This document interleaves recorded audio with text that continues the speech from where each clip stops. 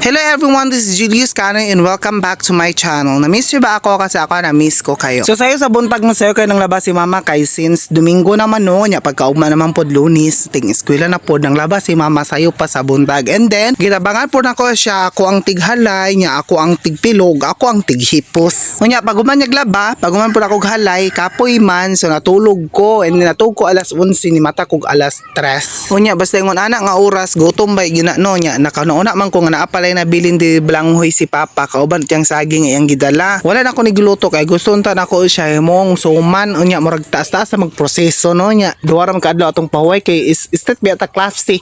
Nya pagkaman sa matingahan ta karon Bernes pa nya matinga og Domingo na nya pagkaugma Lunes na.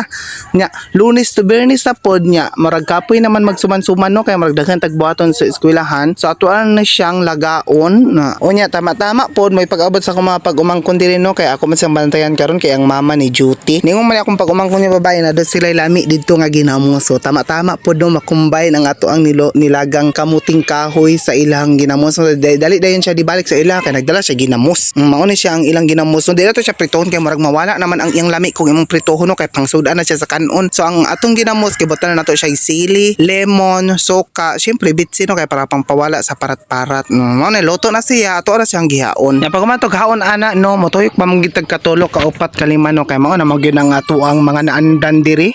Unya kabantay pug kuno ako ang short day dinhi magparty ra pong mubuan no katulad ning short nga gipayt nako tag 5 palengke nga buy one take one. Mao na sa mga onata niya. I hope nga di mo maglaway kay lami kay ginamos.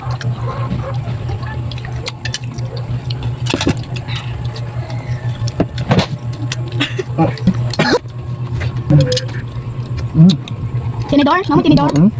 Dong, butuh dong. Kamu di dong. Tesa ba? Tesa ang liyaw.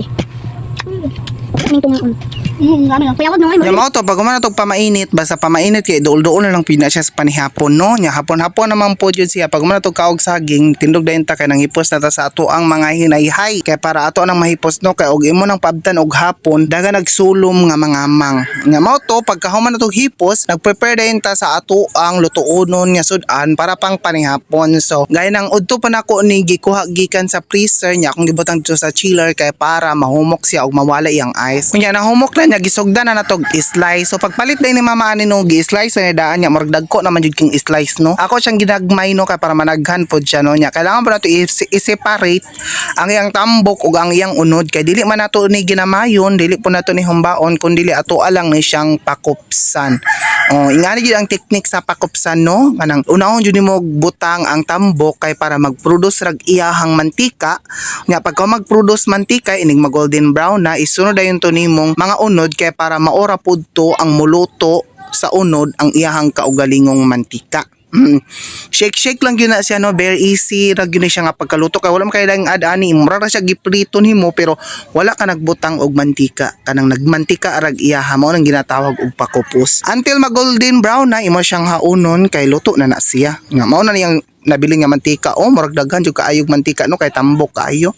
Ya pagka man mag-prepare na pud ta dinhi og kanang sauce niya, kanang sawsawan niya, wala ra gyud lain god bombay, kamatis, nya imo ra na siyang timplahan but nga nimo siya suka, tuyo kay para malami pud no para naa pud siya accompaniment sa ato ang main course. Ang butang po kaming bitsin di ano kay para pangpawala sa parat ya pag imong tilawan.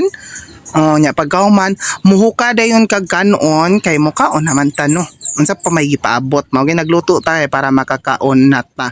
O kamo nakaluto na ba mo diha? Manihapon na tayong tanan. Good evening and have a good eating today, tonight, tomorrow and next year, next month and next week.